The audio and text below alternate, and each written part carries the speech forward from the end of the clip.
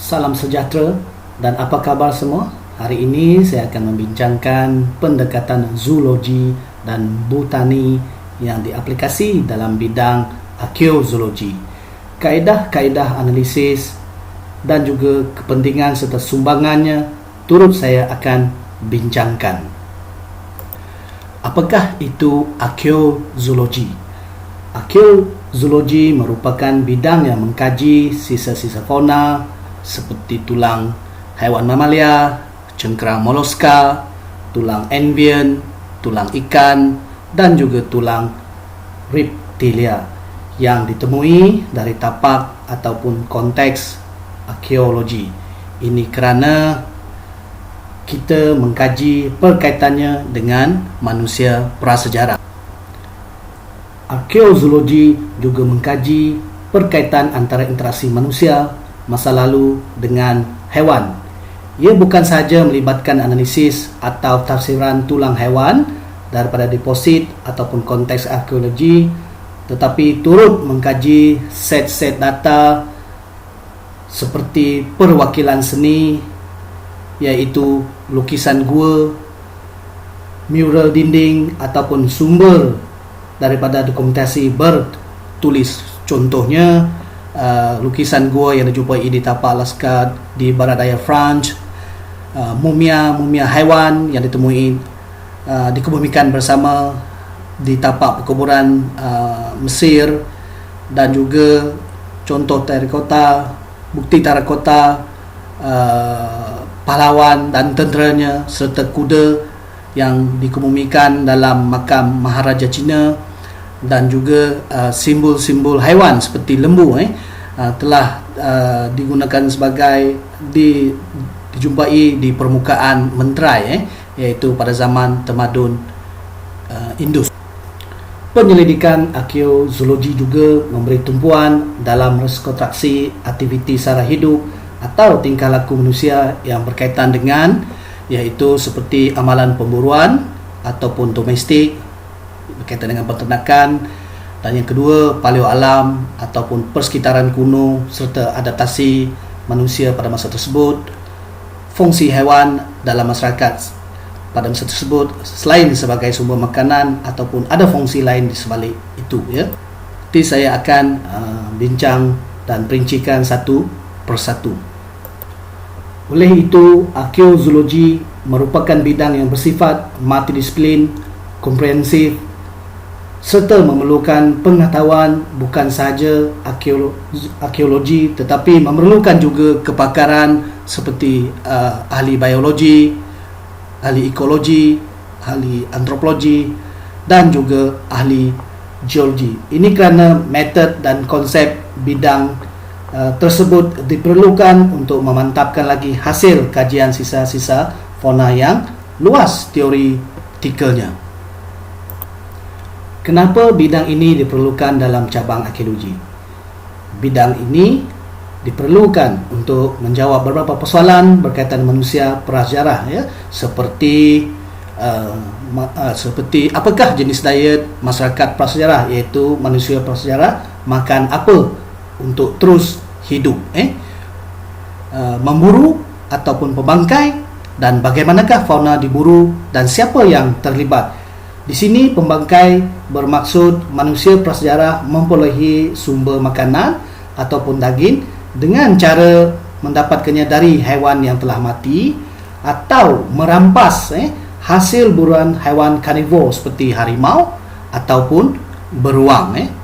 Kajian ini juga penting untuk menjawab persoalan bagaimanakah fauna atau haiwan buruan diproses dan berapa banyak. Ia berkaitan dengan kaedah mereka memproses haiwan buruan, iaitu sama ada dilapah, dibakar atau disalai, dikeringkan ataupun dimakan secara mentah.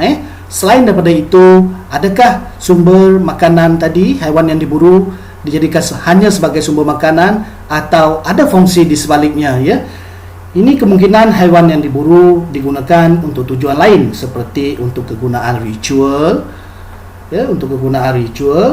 ataupun keperluan pengkebumian dan ataupun sisa-sisa fauna seperti tulang mungkin diubah suai untuk dijadikan sebagai alat ataupun senjata, ataupun untuk dijadikan perhiasan diri seperti manik ataupun gelang. Ini merupakan contoh bukti daripada tapak Gua Gunung Runtuh, iaitu di Perak, di mana bukti pengumian manusia sekitar 10,000 tahun telah dikirimkan bersama haiwan, itu sebagai sumber bekalan makanan Perakmen, iaitu kehidupan selepas kematian, di mana dia dikirimkan ataupun dibekalkan dengan haiwan seperti harimau, babi hutan, kijang, biawak, siput sedut, kura-kura, siamang, monyet dan juga rusa. Ini kerana adanya kepercayaan kehidupan selepas kematian.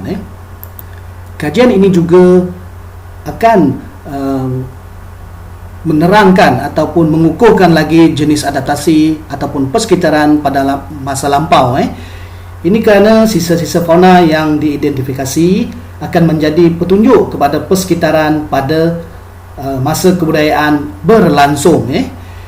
Contohnya, di tapak arkeologi ditemui cengkerang lokan contohnya, maka ia membuktikan bahawa masyarakat Pracara telah mendapatkan sumber lukan daripada persekitaran Paya Bakau, dari kawasan Paya Bakau. Secara tidak langsung juga ia menunjukkan bukti adaptasi pada masa tersebut. Apakah jenis-jenis jumpaan arkeozoologi ataupun hasil sampel fauna daripada jumpaan ekskavasi? Hasil ekskavasi biasanya ataupun tipikal ditemui sisa-sisa seperti pecahan tulang dalam bentuk pecahan cengkerang, ataupun dalam bentuk gigi, ataupun dalam bentuk ivory ataupun gading. Ada juga dalam bentuk tanduk, fosil. Ini merupakan contoh yang sering kali yang dijumpai di tapak. Sisa-sisa seperti fosil najis dan juga sisa mutah haiwan juga merupakan salah satu bukti yang boleh ditemui di tapak arkeologi. Selain itu, kerapas, itu kerapas kukura ataupun lalabi, bukti penemuan dalam bentuk mumia, bulu ataupun tisu turut boleh ditemui dalam konteks arkeologi.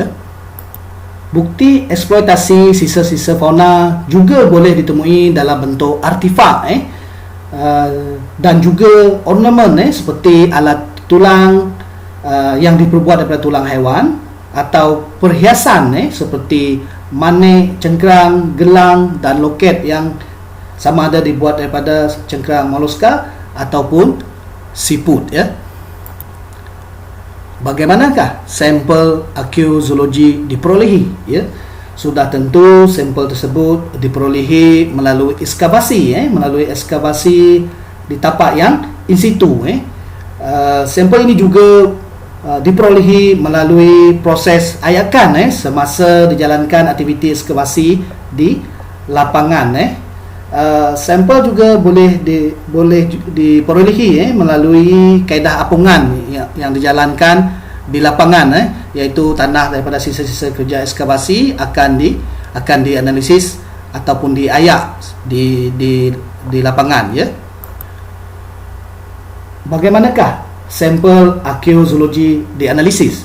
Ia melibatkan ataupun kebiasaannya sampel fauna akan dianalisis menggunakan 4 pendekatan analisis utama, seperti analisis anatomi, analisis taksonomi, analisis tafonomi dan juga analisis kuantitatif. Analisis anatomi. Analisis ini melibatkan proses menentukan bahagian tulang fauna yang ditemui daripada konteks arkeologi atau dari tapak ekskavasi. Mengapa perlu? Ini kerana sampel yang ditemui adalah dalam bentuk pelbagai bentuk, seperti pada foto ini. Kita lihat ini merupakan sisa sampel yang dominan, dalam bentuk pecahan, dan juga ada juga yang dalam bentuk separa lengkap. Sampel fauna juga perlu diidentifikasi mengikut terminologi rangka haiwan secara terperinci bergantung kepada bentuk elemen tidak lengkap ataupun bentuk pecahan dan spesimen iaitu dalam bentuk yang lengkap. Hal ini kerana setiap kelas haiwan adalah berbeza terminologi rangkanya seperti ikan, haiwan bertebra, berata atau moluska ataupun siput. Semua setiap kelas haiwan ini mempunyai terminologi rangka yang berbeza. Peringkat kedua analisis ialah taksonomi. Ia merupakan peringkat pengecaman jenis ataupun spesies haiwan berdasarkan tulang yang telah dikenal pasti melalui analisis anatomi dan perlu diidentifikasi dengan merujuk kepada International Code Zoological Nomenclature supaya sistem hierarki taksonominya dapat dibina dengan lengkap. Ia juga bergantung kepada bentuk sampel yang dianalisis. Ini merupakan contoh proses identifikasi yang telah dijalankan ke atas sampel yang ditemui dari tapak guania. Contoh A di sini adalah karapas dan dibandingkan dengan spesimen rujukan yang B ini adalah spesimen rujukan, maka jelas bahawa ia merupakan karapas labi-labi daripada spesies Dogonia saplana. Manakala yang sebelah kanan ini merupakan contoh analisis ke atas tulang kalkanium dan yang berwarna putih ini yang rambut putih ini adalah merupakan sampel spesimen rujukan kita dan didapati mempunyai persamaan. Maka jelaslah bahawa haiwan yang diburu tersebut adalah pelanduk daripada spesies Tragalus napu. Bukan semua sampel yang dianalisis boleh sampai ataupun sehingga ke tahap genus ataupun spesies kerana ia bergantung kepada elemen tulang yang ditemui di tapak arkeologi. Peringkat analisis ketiga ialah analisis tafonomi. Analisis ini merujuk kepada kajian menentukan atribut, ciri-ciri yang mengubah bentuk tulang sama ada disebabkan oleh proses semula jadi, manusia, haiwan ataupun serangga. Ia juga dikaitkan sebagai kajian postmortem ataupun pra-pembumian atau selepas pembumian ke atas sampel tulang haiwan, iaitu seperti arkeologi sebagai ahli forensik polis. Kesan perubahan tersebut juga akan diperhati pada permukaan tulang dan analisis ini juga bertujuan mengenal pasti kesan transisi sampel semasa berada di biosfera ataupun semasa di dalam litosfera. Biosfera bermaksud semasa sampel berada di atas permukaan bumi, iaitu sebelum proses formasi pemandapan berlaku.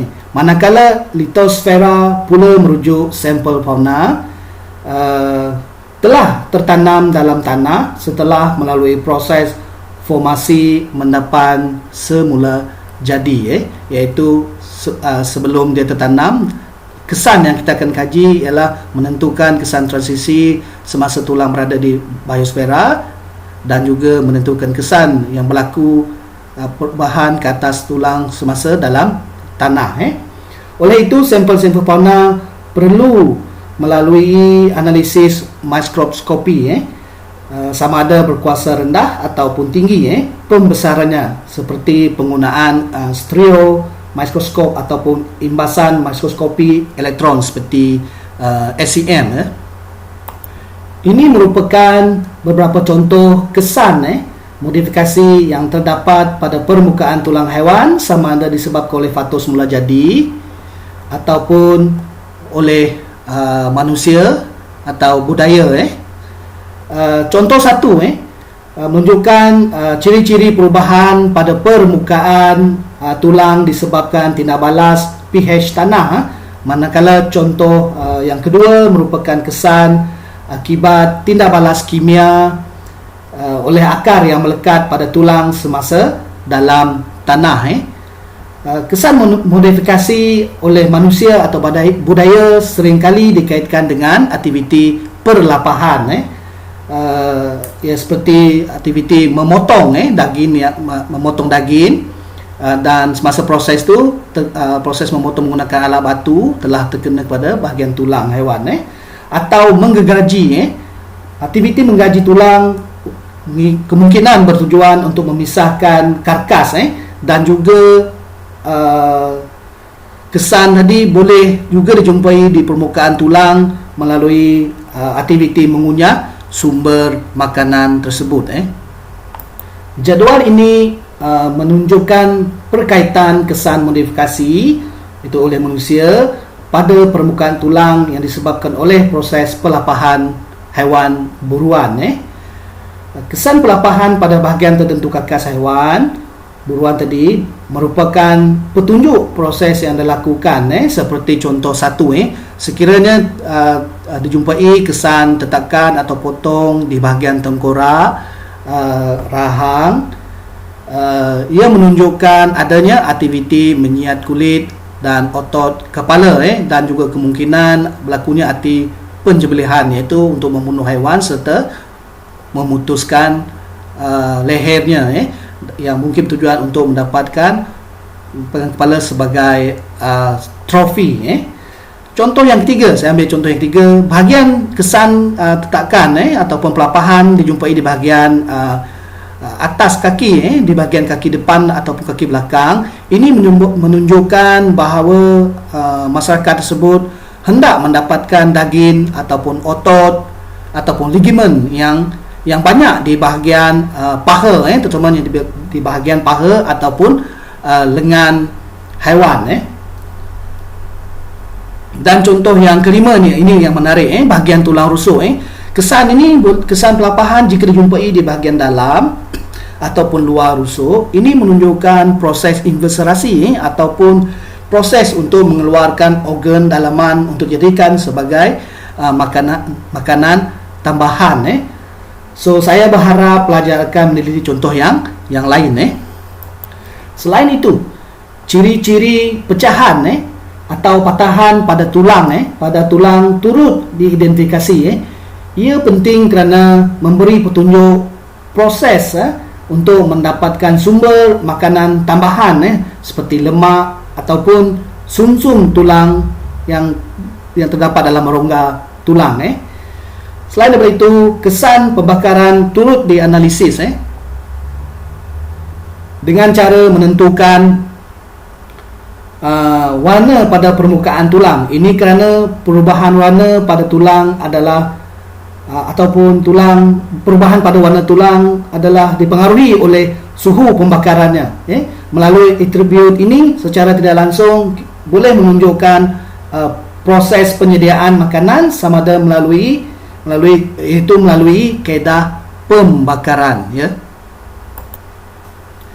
Tabiat haiwan karnivor, rudensia dan serangga juga boleh mempengaruhi perubahan pada permukaan tulang. Setiap jenis haiwan ini akan menghasilkan atribut modifikasi yang berbeza dan boleh diidentifikasi. Seperti haiwan karnivor anjing, suka mengunyah di bahagian tulang yang mempunyai rongga yang berlemak, terutamanya di bahagian diaphysis ataupun distal bahagian tulang panjang. Manakala haiwan rudentia atau seperti landak dan tikus ini suka memakan tulang haiwan dan akan menghasilkan kesan modifikasi dalam bentuk selari di permukaan tulang kerana ia menggunakan gigi kacip untuk mendapatkan sumber kalsium tersebut. Haiwan ruden ini memakan tulang adalah bertujuan untuk proses penajaman dan pertumbuhan gigi kacipnya. Serangga juga merupakan haiwan, merupakan fauna yang turut dikelaskan sebagai haiwan yang boleh mengubah bentuk permukaan tulang fauna di tapak arkeologi. Serangga ni akan memakan brittle di bahagian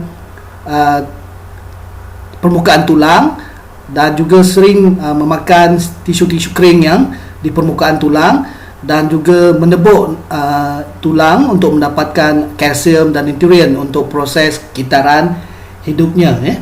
Atribut ini perlu dikenal pasti agar tidak mengelirukan interpretasi bahawa kesan tersebut bukan disebabkan oleh manusia. Peringkat analisis keempat ialah analisis statistik, iaitu kuantitatif. Analisis kuantitatif biasanya akan melibatkan pendekatan pengiraan atau bilangan, sama ada mengikut kategori anatomi ataupun mengikut pecahan taksonomi, iaitu spesies haiwan.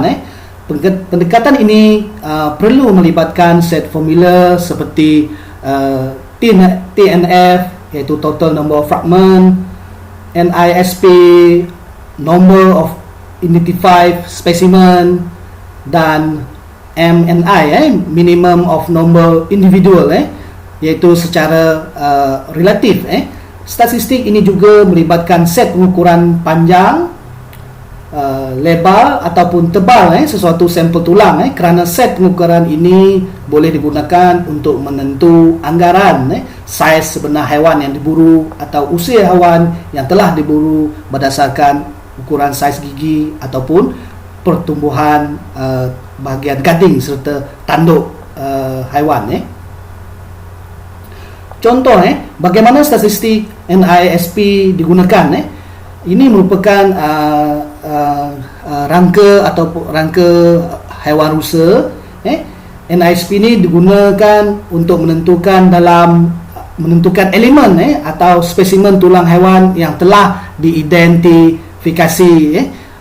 Seperti ini. Ini adalah merupakan bahagian terminologi rangka rusa yang telah kita kenal pasti tadi. Dan berapakah bilangan setiap anatomi rangka rusa, tulang rusa yang dikenal pasti jumlahnya. Contohnya menentukan bilangan elemen ataupun spesies tulang rusa yang telah dikenal pasti, dan berapakah jumlah setiap bahagian tulang rusa yang telah diidentifikasi. Nanti saya akan bincangkan kenapa data ini diperlukan. Data NISP penting dalam menentukan utility index oleh masyarakat prasejarah. Ini bermakna kita boleh mengetahui keperluan sumber makanan atau konsentrasi bahagian mana yang akan dipilih untuk dijadikan sebagai sumber makanan. Kita lihat foto ini merupakan bahagian tulang haiwan, karkas haiwan. Ini kerana setiap bahagian haiwan mengandungi otot yang berbeza. Otot sini maksudnya isi ataupun daging yang berbeza kuantitinya mengikut bahagian karkas haiwan tadi. Apakah perkaitannya, persoalannya? Sekiranya statistik menunjukkan bahawa tulang kaki belakang yang banyak ditapak jika dibandingkan dengan tulang kaki depan, ini menunjukkan bahawa manusia prasejarah memilih kaki belakang kerana konsentrasi otot ataupun daging bahagian belakang adalah lebih banyak. Ini bermaksud kita perlu membuat interpretasi berdasarkan jumlah anatomi setiap NISP yang kita perolehi itu. NISP yang paling banyak itulah menunjukkan konsentrasi utility index tadi. Contoh di sini, sekiranya pelajar telah berjaya memburu seladang di dalam hutan tebal, bahagian manakah yang akan dibawa balik ke gua jika anda memburu seorang diri? Apakah tujuan statistik MNI itu menentukan minimum number individu? Analisis ini bertujuan untuk menentukan bilangan minimum haiwan yang diburu pada sesuatu lapisan kebudayaan. Ya. MNI juga boleh ditentukan melalui spesimen sepasang atau berdasarkan set pengukuran ke atas setiap sampel spesimen yang ditemui dalam bentuk yang lengkap. MNI juga perlu ditentukan melalui data statistik NISP. Ini bermakna data NISP tadi akan digabungkan untuk menentukan berapakah bilangan minimum individu haiwan yang diburu. Contoh di sini kita lihat pemburuan ke atas seekor monyet. Contohnya, kalaulah kita telah menemui gigi taring monyet sebanyak 4 NISP-nya, ya. Manakala dari segi pengiraan NI-nya adalah seekor. Ini kerana setiap ekor monyet hanya mempunyai 4 batang gigi taring, kerana gigi taring bawah 2, bahagian atas 2. Jadi ini menunjukkan ia daripada satu individu sahaja. Contoh yang kedua adalah penemuan bahagian humerus, iaitu bahagian tulang ini, yang bahagian lengan ini. Dari segi bilangan NISP yang dikenal pasti ialah 2. Jadi berapakah bilangan NI-nya? 2 tersebut mewakili 1. Ini kerana setiap ekor monyet hanya mempunyai sepasang humerus. Ini merupakan contoh statistik MI ke atas tulang kaki rusa. Kita guna contoh rusa. Sebanyak 2 tulang humerus kiri dan 2 tulang humerus kanan dikenal pasti, iaitu bersamaan dengan 4 NISP. 4 NISP humerus adalah bersamaan dengan 2 NI. Ini kerana setiap rusa mempunyai sepasang kaki depan, iaitu sebelah kiri 1 dan sebelah kanan 1. Jika kita lihat statistik ini, 1 kiri 1 kanan adalah seekor, 1 kiri 1 kanan adalah seekor. Ini bermakna haiwan yang diburu, rusa yang diburu adalah sebanyak 2 ekor. Untuk uji minda pelajar, saya bagi sini sebanyak 21 cengkerang kerang telah ditemui dalam petak ekskavasi. Berapakah jumlah NISP cengkerang tersebut dan berapakah statistik MNI bagi kerang di tapak tersebut? Saya harap pelajar cuba mendapatkan bilangan NISP dan juga bilangan MNI-nya berdasarkan NISP tersebut. Statistik MNI juga boleh ditentukan melalui set pengukuran ke atas spesimen tulang fauna yang lengkap. Sebab itulah kita panggil spesimen. Kalau saya sebut elemen, bermaknanya dalam bentuk pecahan. Jadi set pengukuran ini tidak boleh digunakan untuk menentu elemen dan juga dikatakan sebagai MNI. Hanya spesimen yang sesuai digunakan untuk set pengukuran dan juga untuk menentukan statistik MNI-nya. Berdasarkan contoh pengukuran di sini jelas menunjukkan saiz panjang yang berbeza.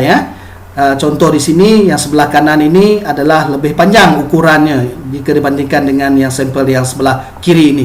Ini menunjukkan bahawa ada 2 individu yang berlainan dalam penemuan ini, dan ini merupakan bukti menunjukkan pemburuan sebanyak 2 ekor haiwan buruan telah berjaya. Sekarang ni kita masuk ke bahagian subbidang arkeobotani. Bidang arkeobotani merupakan kajian ke atas sisa-sisa tumbuhan ataupun botani yang ditemui dari lapisan kebudayaan tapak arkeologi. Ini mesti penting, mesti dari dalam mesti diperolehi dari konteks arkeologi ataupun tapak arkeologi. Ia juga mengkaji tentang perkaitan sisa botani yang dijumpai di tapak dengan manusia prasejarah, mesti dikaitkan dengan interaksi manusia. Oleh itu, ahli arkeobotani akan mengidentifikasi sisa tumbuhan sama ada dalam bentuk makro ataupun dalam bentuk mikro. Nanti kita lihat apakah bentuk mikro dan apakah makro. Sampel makro botani merupakan sampel yang sifat fizikalnya boleh disentuh dalam pelbagai bentuk ataupun morfologi dan dalam pelbagai saiz seperti bijirin ataupun biji tumbuhan. Kita boleh sentuh, kita boleh pegang, kita boleh rasa, kita boleh tahu saiznya. Begitu juga dengan contoh fosil yang termendap ataupun deposit dalam batuan, dan juga contoh yang di bawah ni merupakan bukti padi dan juga hampas ataupun sekam yang ditemui di lapisan stratigrafi. Ini merupakan bukti yang ditemui di tapak Guaca, Kelantan. Manakala sampel mikrobotani pula sangat halus sifatnya dan tidak boleh disentuh serta tidak dapat dilihat melalui mata kasar, tidak boleh dilihat macam tu saja, kecuali kita menggunakan mikroskop untuk melihat bukti mikrobotani ini. Seperti mikrobotani ini seperti polen ataupun debunga ataupun petolit, iaitu silika partikel, ataupun dalam bentuk tisu. Yang bawah ini, tisu ini merupakan salah satu bukti yang ditemui di Gua Niah. Tisu ini telah berjaya dilihat melalui mikroskop di bawah analisis Usway ke atas alat batu masyarakat prasejarah Gua Niah. Apakah kaedah dan bagaimanakah pendekatan analisis tersebut? Analisis ini boleh dijalankan melalui analisis paleontologi dan juga petrografi. Bagaimana? Sampel tanah yang diambil dari setiap lapisan stratigrafi akan diekstrak menggunakan bahan kimia di makmal untuk mengasingkan sampel makrobotani seperti polen ataupun debunga daripada tanah tersebut. Kemudian akan diidentifikasi spesiesnya di bawah mikroskopi. Pendekatan kedua pula melibatkan proses keratan nipis ke atas sampel tanah dan akan dianalisis menggunakan mikroskop petrografi bagi menentukan sama ada adanya bukti polen ataupun debunga di setiap keratan nipis yang kita telah buat tadi.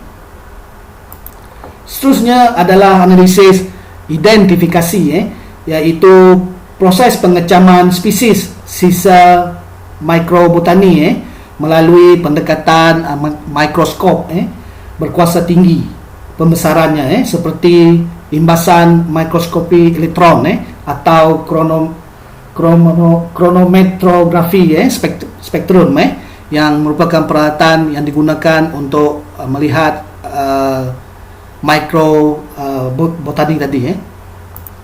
Ini merupakan contoh hasil analisis menggunakan imbasan mikroskopi elektron SEM.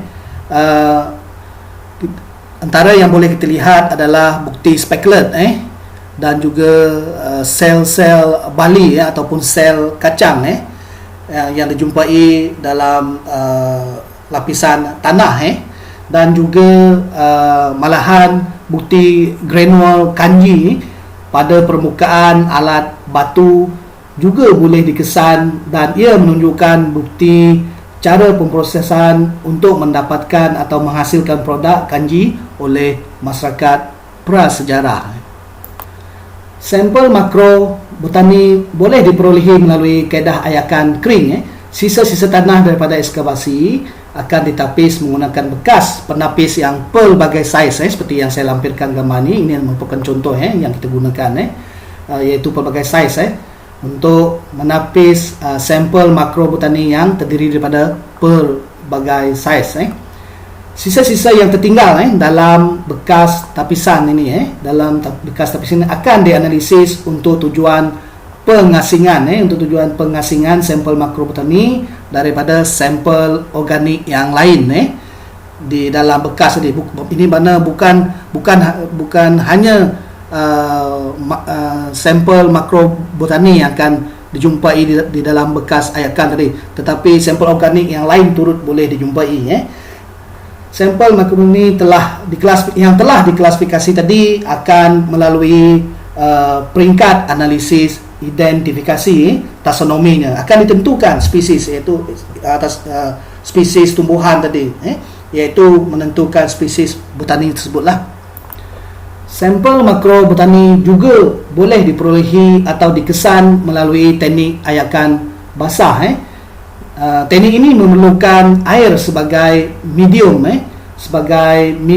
menguraikan tanah yang menyertai sampel makrobotani tadi. Proses analisis ini juga sama seperti analisis ayakan kering, cuma ia melibatkan penggunaan air. Tetapi alat seperti penapis yang kita guna di ayakan kering tadi juga diguna dalam proses ayakan basah ini. Tanah tadi akan diletakkan di dalam bekas ayakan yang bertingkat dan pelbagai saiz dan akan disembur dengan medium air supaya proses penguraian tanah dengan bahan organik yang mengandungi salah satu tadi makrobotani akan terhurai dan boleh diperolehi dilihat dengan lebih jelas. Kemudian sisa-sisa tadi akan dikeringkan dan akan dianalisis. Selain daripada itu, teknik apungan atau flotation juga merupakan salah satu kaedah yang digunakan untuk memperolehi sampel makro botani dari lapisan kebudayaan arkeologi. Kaedah ini sangat sesuai dilakukan di makmal kerana adalah lebih efektif menggunakan mesin khas. Manakala analisis di lapangan perlu bergantung kepada situasi logistiknya, kerana ia memerlukan medium air sebagai ejen pengurai tanah ataupun benda asing yang melekat pada sampel makro botani.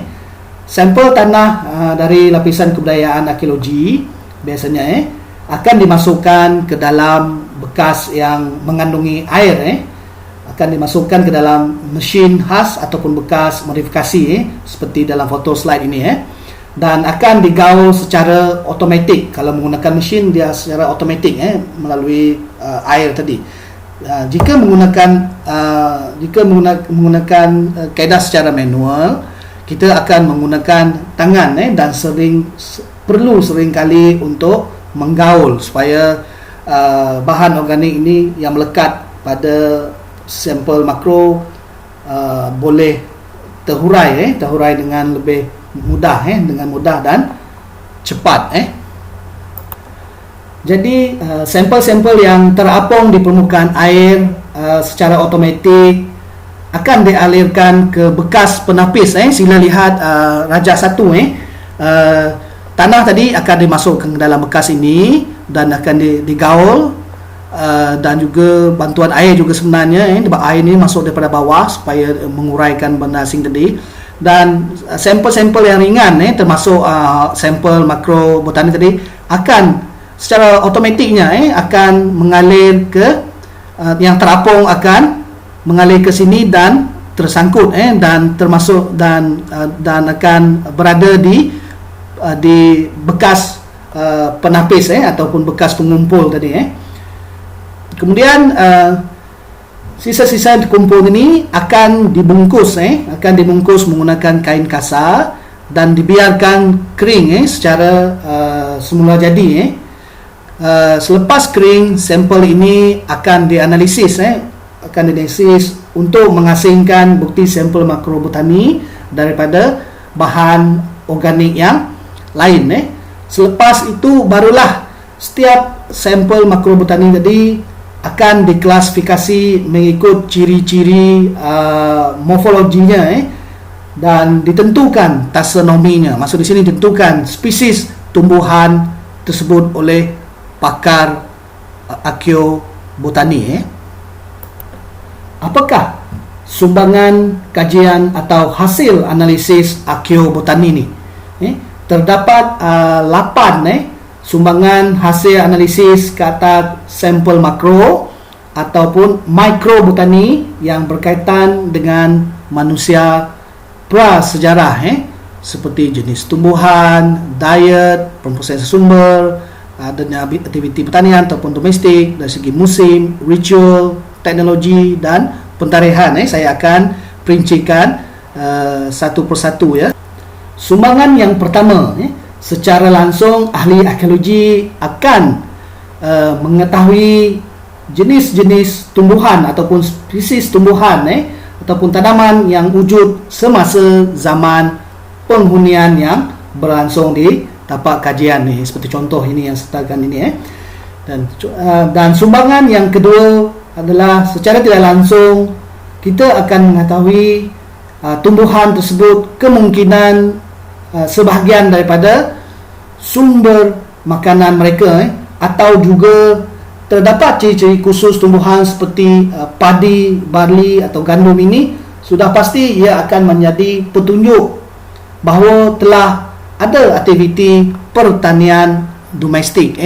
Jadi secara tidak langsung apabila kita kenal pasti spesies dia dan kita kenal pasti kita juga, setelah secara langsung kita mengetahui jenis tumbuhan, kita juga akan mengetahui tentang jenis sumber makanan yang berasaskan tumbuhan di tapak tersebut ya. Sumbangan yang ketiga ialah hasil analisis identifikasi taksonomi untuk itu spesies. Analisis akan menjadi petunjuk sebenarnya tentang persekitaran. Ini kerana setiap tumbuhan mempunyai habitat dan ekologinya yang tersendiri, iaitu dia memerlukan landscape yang berbeza untuk proses tumbesarannya. Oleh itu kita akan mengetahui tentang persekitarannya dan bentuk landscape kawasan di tapak kajian pada masa lampau. Selain daripada itu, kajian ini juga akan memberi pengetahuan tentang musim ataupun tentang tempoh sesuatu tumbuhan. Kerana setiap spesies botani atau tumbuhan akan tumbuh subur atau berbuah ataupun berbunga pada musim tertentu sahaja. Oleh itu sampel makrobotani yang ditemui di sebuah tapak arkeologi mungkin dipungut ataupun dikumpul pada musim-musim tertentu mengikut jenis buah ataupun mengikut spesiesnya. Contohnya, sekiranya kita menemui biji buah durian di lapisan kebudayaan, ini merupakan bukti bahawa aktiviti memungut buah durian telah dijalankan pada musim Ogos ataupun September. Ini merupakan bukti sampel makrobotani yang dijumpai di tapak prasejarah Guania, iaitu sisa kulit kepayang atau keluak dan sisa kulit buah kusap. Yang ini sebelah kanan ini kusap, sebelah kiri ini kepayang. Kedua-dua jenis tumbuhan ini akan hanya berbuah pada musim Ogos untuk buah kepayang, manakala buah kusap hanya boleh diperolehi pada musim tropika sekitar Disember hingga Mac. Jadi penemuan sisa buah-buahan buah kepayang ini menjadi petunjuk bahawa masyarakat prasejarah Guania mempunyai kemahiran dalam memproses buah tersebut.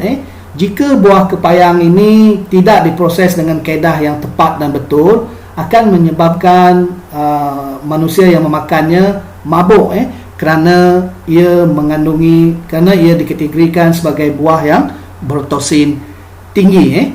Sebab itu wujud juga pantun yang berbunyi, sayang-sayang buah kepayang, ditelan pahit dibuang sayang. Sehingga ke hari ini buah kepayang telah dijadikan sebagai satu sajian kepada masyarakat di Sarawak, dan menjadi bahan masakan dalam etnik Baba dan Nyonya, contohnya di Melaka, iaitu salah satu menunya ayam masak buah keluak.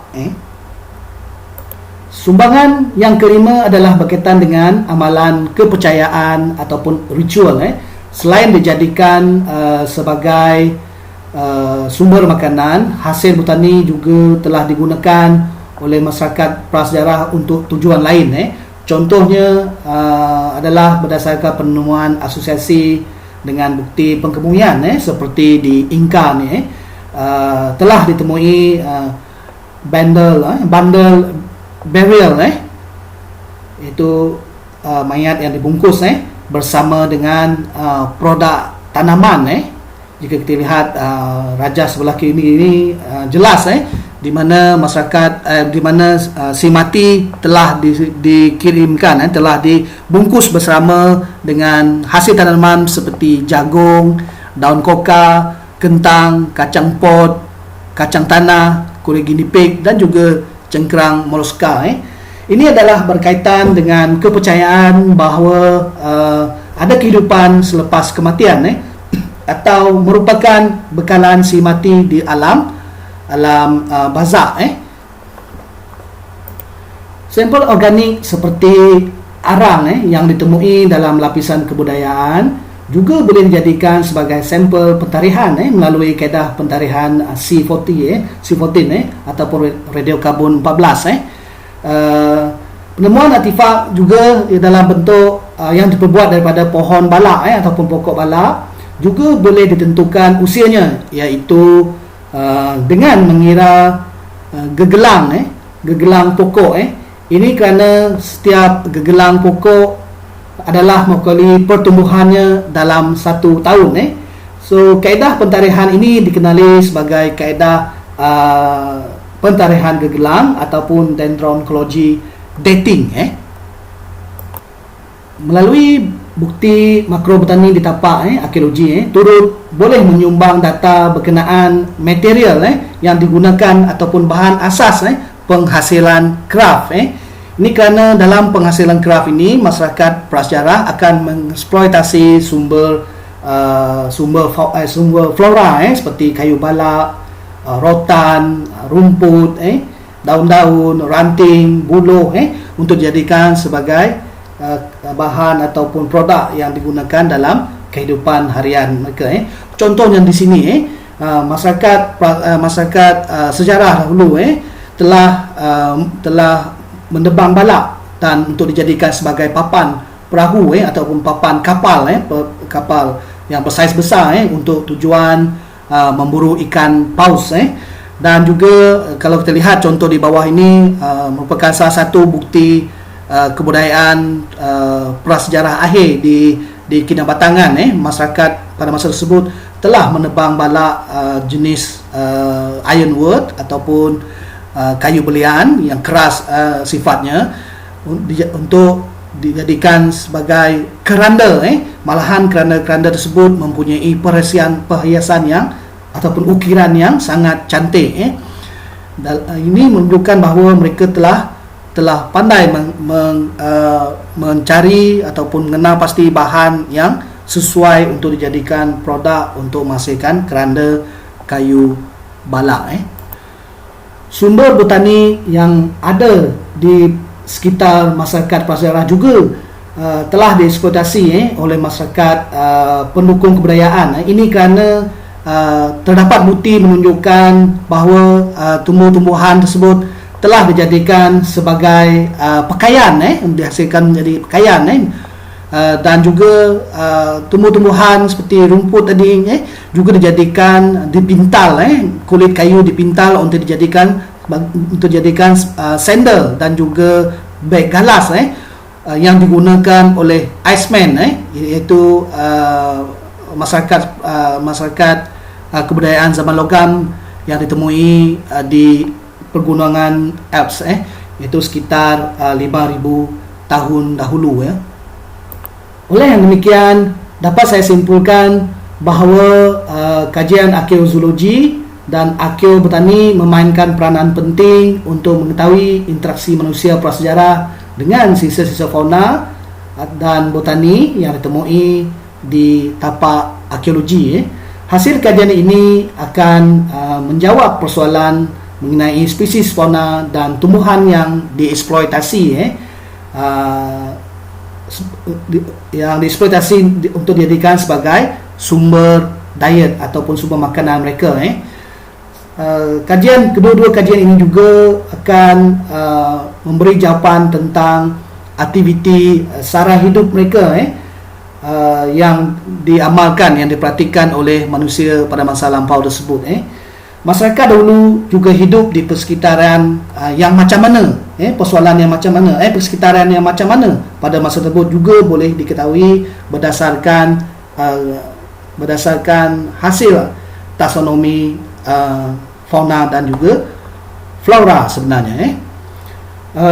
Itu juga boleh menjawab bagaimana masyarakat dahulu memburu atau memungut hasil tumbuhan, dan bagaimana ia diproses.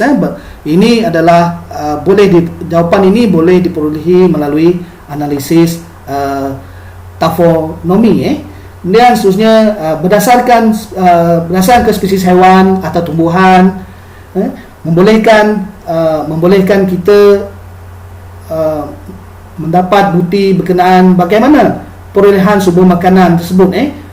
Juga dapat diketahui sama ada melalui pertanian ataupun melalui proses penternakan. Ini maksud kemungkinan selain daripada memburu, mereka telah menjalankan aktiviti domestik untuk memastikan bekalan makanan mereka mencukupi. Seterusnya juga ia berkaitan juga atau boleh menjawab isu tentang adakah berlakunya amalan wicur dan kepercayaan melalui bukti penemuan sampel botani ataupun fauna tadi. Ini bermaksud adakah fungsi fauna ataupun tumbuhan melangkaui fungsi sebagai makanan saja. Ini kerana ada bukti menunjukkan sumber tersebut turut digunakan dalam amalan kepercayaan, terutamanya dalam aktiviti ataupun amalan pengkebumian, ya. Akhir sekali, material ataupun jenis bahan asas yang digunakan untuk membuat craft juga boleh dikenal pasti, kerana untuk menghasilkan produk tersebut, contohnya untuk menghasilkan senjata digunakan untuk memburu, mungkin masyarakat prasejarah telah mengubah suai ataupun memodifikasi tulang untuk dijadikan sebagai senjata, ataupun masyarakatnya telah menebang balak dan dijadikan sebagai bahan untuk membina kapal ataupun bahan untuk membina keranda. Oleh demikian, kajian arkeobotani dan juga arkeozoologi memainkan peranan penting dalam membantu mengukuhkan lagi data-data arkeologi, supaya kita dapat membina tentang masyarakat prasejarah tu dengan lebih lengkap lagi. Sebelum saya menamatkan kuliah ini, dimaklumkan bahawa saya akan menyediakan task secara individu untuk pelajar respon kepada kuliah ini, dan ia merupakan kaedah bagi mengetahui pelajar telah mengikuti kuliah ini. Pelajar yang tidak respon dalam masa yang ditetapkan nanti akan dianggap tidak hadir ataupun tidak mengikuti kuliah ini. Tas akan dimuat naik melalui aplikasi WhatsApp Group. WhatsApp Group yang sedia ada itu, iaitu WhatsApp Group UAW 302. Sebarang persoalan berkenaan kuliah ini, saya harap pelajar sila ajukan terus kepada saya, sama ada melalui email atau secara peribadi melalui WhatsApp. Oleh itu saya menamatkan kuliah ini. Sekian, terima kasih.